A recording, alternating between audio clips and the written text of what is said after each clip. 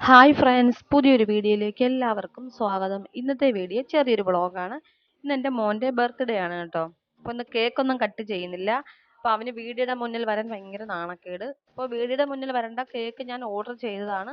അപ്പോൾ അവന് വീഡിയോയുടെ മുന്നിൽ വന്ന് കേക്കൊക്കെ കട്ട് ചെയ്യാൻ വലിയ നാണക്കേട്. അതുകൊണ്ട് അവൻ തന്നെ ക്യാൻസൽ ചെയ്തു. അപ്പോൾ ബിരിയാണി വെക്കുവാണ്. 3 കിലോ ബിരിയാണിയുടെ റൈസ് എടുത്തിട്ടുണ്ട്. പിന്നെ 2 കിലോ ബീഫാണ്. അപ്പോൾ നമുക്ക് നമ്മുടെ റൈസ് നന്നായിട്ട് കഴുകിയിട്ട് 30 മിനിറ്റ് കുതിർക്കാനായിട്ട് വെക്കാം. അപ്പോൾ വെള്ളം നന്നായിട്ട് ചൂടായി കിടപ്പുണ്ട്. അതിലേക്ക് നമ്മുടെ പട്ട, ഏലക്ക, ഗ്രാമ്പൂ ഇതെല്ലാം കൂടി ഇട്ട് കൊടുക്കാം. തിളച്ചതിന് ശേഷം നമ്മുടെ റൈസ് ഇതിലേക്ക് ഇട്ട് കൊടുക്കാം. റൈസ് ഇട്ട് കൊടുത്ത് ഒരു 1/4 വേവാകുമ്പോൾ നമുക്ക് മാറ്റി വെക്കാം. ഇല്ലെങ്കിൽ ചോറ് വെന്ത് കുഴഞ്ഞു പോകും. നമ്മൾ റൈസ് ഇതിലേക്ക് ഇട്ട് കൊടുത്തിട്ടുണ്ട്. ആവശ്യത്തിന് ഉപ്പും കൂടി ചേർത്ത് കൊടുക്കാം. ഇനി നമുക്ക് നമ്മുടെ ബീഫ് കഴുകി എടുക്കാം. ഒരു 3-4 വെള്ളം കഴുകി വൃത്തിയാക്കി എടുത്തിട്ടുണ്ട്. ഇനി അതിലേക്ക് നമ്മുടെ ഗരം മസാല പൊടിച്ചത് 4 സ്പൂൺ എടുക്കുന്നുണ്ട്. പിന്നെ വേണ്ടത് മഞ്ഞൾപ്പൊടിയാണ്. 1 സ്പൂൺ മഞ്ഞൾപ്പൊടി എടുക്കുന്നുണ്ട്. പിന്നെ 1.5 സ്പൂൺ കുരുമുളക് പൊടി, 2 സ്പൂൺ മുളക് പൊടി. ഇതെല്ലാം കൂടി മിക്സ് ചെയ്ത് 15 മിനിറ്റ് നമുക്ക് ഈ മസാലയ്ക്ക് ഇതിലൊന്ന് പിടിക്കാൻ വേണ്ടിയിട്ട് വെയിറ്റ് ചെയ്യാം. ഈ സമയം കൊണ്ട് നമുക്ക് ഇഞ്ചി, വെളുത്തുള്ളി എല്ലാം കൂടി ഒന്ന് പേസ്റ്റ് ആക്കി എടുക്കാം.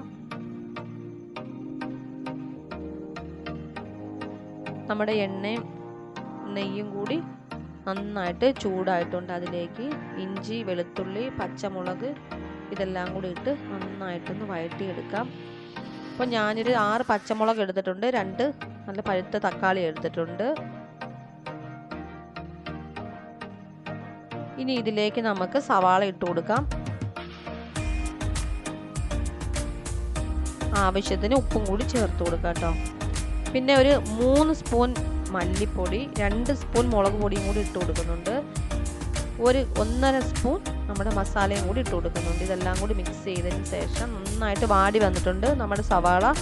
അതിലേക്ക് ബീഫ് ഇട്ട് കൊടുക്കുന്നുണ്ട്. ആവശ്യത്തിന് ഉപ്പും കൂടി ചേർക്കണം. ഇനി ഇതിലേക്ക് ഒരു 1/2 ഗ്ലാസ് തൈര് ഒഴിച്ചു കൊടുക്കുന്നുണ്ട്. വെള്ളം ഒന്നും ചേർക്കരുത്, ബീഫിൽ തന്നെ ഉണ്ട്, വെള്ളം ഇറങ്ങിക്കോളും. പിന്നെ ഈ തൈരും കൂടി മതി. നന്നായിട്ട് മിക്സ് ചെയ്തിട്ട് ഒരു 15 മിനിറ്റ് നമുക്ക് മൂടി വെക്കാം. 15 മിനിറ്റ് കഴിയുമ്പോൾ നമ്മുടെ ബീഫ് ഇവിടെ റെഡിയാവും. അതിൻ്റെ മുകളിലേക്ക് നമുക്ക് നമ്മുടെ ബിരിയാണിയുടെ റൈസ് റെഡിയായി, ചോറ് റെഡി ആയിട്ടുണ്ട്. അത് നമുക്ക് ഇട്ട് കൊടുക്കാം. അപ്പോൾ നമ്മുടെ ബീഫ് നന്നായിട്ട് വെന്ത് തിക്കായിട്ടുണ്ട്. ഇതിൻ്റെ മുകളിലേക്ക് റൈസ് ഇട്ട് കൊടുക്കാം. പകുതി റൈസ് നമുക്ക് ഇട്ട് കൊടുക്കാം. പകുതി ചോറേ ഇപ്പോൾ ഇട്ട് കൊടുക്കുന്നുള്ളൂ കേട്ടോ. ഇതിൻ്റെ മുകളിലേക്ക് ഇനി കാഷ്നട്ടൊക്കെ ഇട്ട് കൊടുത്തതിന് ശേഷം ബാക്കി ചോറ് കൂടെ ഇട്ട് കൊടുക്കാം. അപ്പം നമ്മുടെ ചോറ് ഫുള്ളായിട്ട് ഇട്ട് കൊടുത്തിട്ടുണ്ട്. ഇനി ഇതിൻ്റെ മുകളിലേക്കായിട്ട് നമ്മുടെ ബിരിയാണിയുടെ എസൻസ് ഒഴിച്ചു കൊടുക്കാം.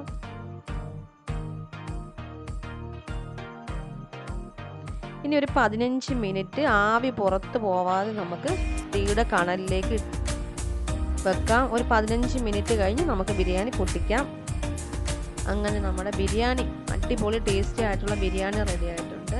അപ്പോൾ നമുക്ക് കഴിച്ചാലോ? സൂപ്പർ ടേസ്റ്റ് ആയിട്ടുള്ളൊരു ബിരിയാണിയാണ്. എല്ലാവർക്കും ഇഷ്ടമായി.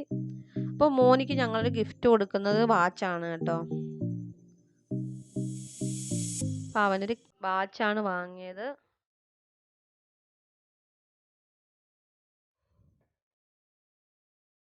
ഇതാണ് വാങ്ങിയ വാച്ച്.